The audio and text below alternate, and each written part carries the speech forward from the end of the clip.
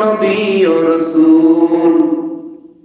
এখন আসি জান্নাতের বৃক্ষরোপণ। সুবহানাল্লাহি বিহামদিহি সুবহানাল্লাহিল আযীম।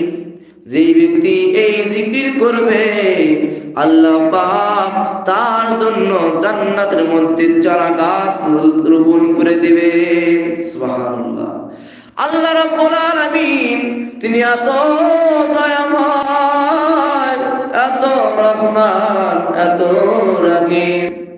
আল্লাহ রাব্বুল আলামিন তিনি বান্দাকে কতই না ভালোবাসেন, কতই না মহব্বত করেন।